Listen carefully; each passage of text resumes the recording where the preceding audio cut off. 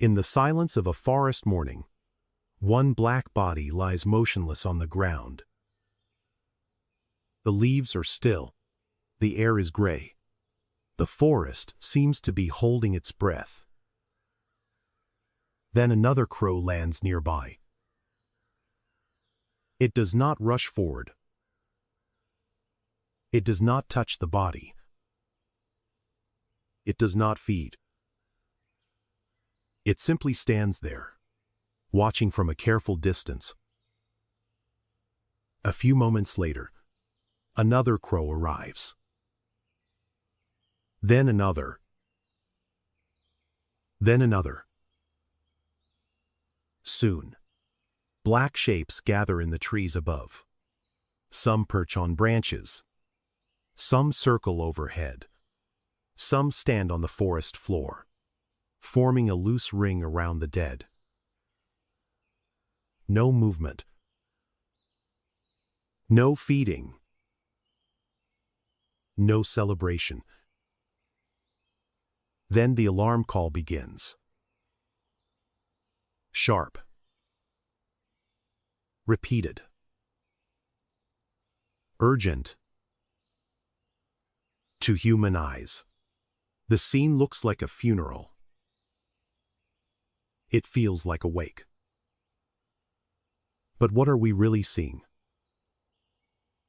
Is it grief? Is it fear? Or is it something even more fascinating? A lesson written in death. Scientists have a name for this mystery: corvid thanatology. The study of how crows and their relatives respond to death. Corvids include crows, ravens, jays, and magpies, birds famous for intelligence, memory, problem-solving, and social life. But intelligence is not only about puzzles and tools. Sometimes, intelligence appears in how an animal responds to loss. Death creates questions, and crows seem to gather around those questions. When a crow dies, the first living crow to discover the body often behaves cautiously. It may hop closer, then stop.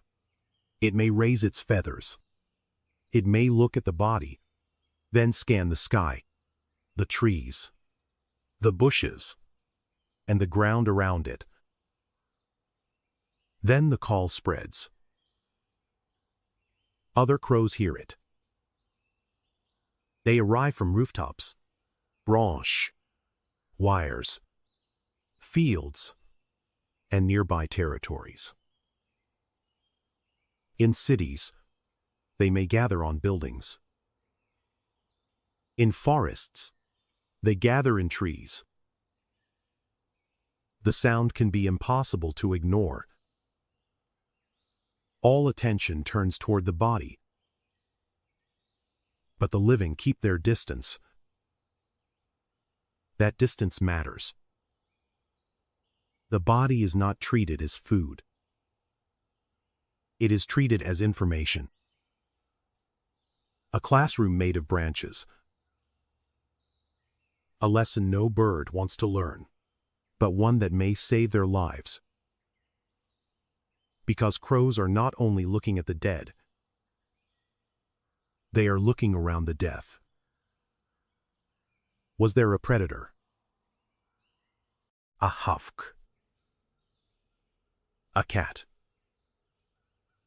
A car? A man? What killed this bird? Can it kill me too? What should the young learn from this? This is the risk assessment theory. A crow funeral may not be a ceremony like ours, but it can become a survival seminar. The flock gathers, calls, watches, and learns. Death becomes a map of danger. The dead teach the living. Researchers have tested this idea by placing dead crow specimens or realistic models near places crows visited. The living crows often reacted strongly. They called. They gathered. They avoided the area later. When scientists changed the surrounding clues, the reactions changed too. A dead crow near a predator cue can create a different response from a dead crow alone. A risky human nearby can be remembered. A dangerous place can be marked. The flock does not simply see a body. It sees a question. And the answer may shape future behavior. This is one of the crow's greatest gifts: memory. Crows remember hidden food. They remember human faces. They remember places where danger appeared. And perhaps, they remember death scenes not as abstract tragedy, but as practical survival knowledge. Avoid this place. Avoid that shape. Remember that face. Stay with the flock. Protect the bond. But does this mean they feel grief? This is where science must be careful. Human grief is deep and personal. It carries memory, absence, attachment, longing, and meaning. We cannot simply place human emotion inside a crow and pretend we know exactly what it feels. Science cannot ask a crow, "Are you sad?" But science can measure reactions. During these death events, crows show heightened stress. Their calls intensify. Their bodies become tense. Their attention sharpens. Their nervous system is engaged. In studies of threat and emotion, researchers often consider systems like the amygdala, the brain's alarm center. Stress is not the same as grief. But it is not nothing. Something important is happening inside the bird. A reaction strong enough to gather a community. Strong enough to change behavior. Strong enough to create memory. Maybe not grief, exactly as we know it, but something close enough to humble us. Because crows are not solitary shadows. They build relationships. Pairs may stay together for years, sometimes for life. They share food, defend territory, raise young, warn each other, cooperate against threats, move through the world with partners, families, and social networks. In a species built on bonds, losing one bond changes the world. A partner is not only emotional company. A partner is practical survival. A second watcher. A food-sharing ally. A co-parent. A defender. If one crow loses a mate, it may lose support in finding food, holding territory, and raising young. It may need to rejoin a social structure or begin again with another partner. Love may be too human a word. But attachment is not. The crow's life is made of relationships. And relationships need repair. After conflict, some corvids have been observed reconnecting with behaviors that look like comfort: staying close, touching, preening, soft calling, or reducing tension between individuals. Social support is rare and valuable in nature. We see it in primates. We see it in elephants. And perhaps in corvids too. This does not make crows human. It makes them more fully crow. Their world is social. Their survival is shared.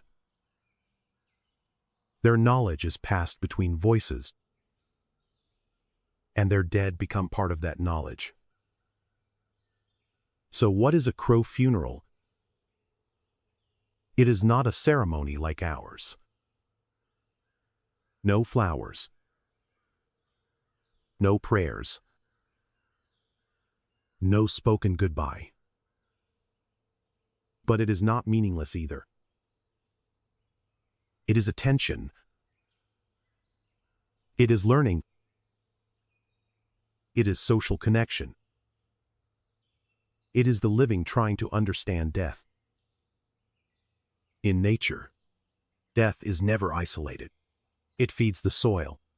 It changes the landscape. It changes behavior. And for crows, it may change the memory of an entire flock. A dead crow near a road teaches caution. A dead crow near a predator teaches fear. A dead crow near a human teaches recognition. Young birds can learn from the alarm of elders. The flock survives by remembering. A funeral, then, may become a memory engine. One bird dies. Many birds learn. The knowledge travels from branch to branch, from city to forest, from adults to young, from one generation to the next. That is why the scene feels sacred. Because something real is happening, even if we cannot name it perfectly. Science asks for caution. Poetry asks for wonder. The truth may need both. They gather because death matters. They call because danger matters. They bond because each other matters. And they remember because life depends on it. In cities, these rituals still happen around us. Beside sidewalks. Beside roads. Beside playgrounds. Above parking lots and quiet streets. Most people walk past without knowing what they are seeing. But if you pause, you may notice the pattern. A body. A gathering.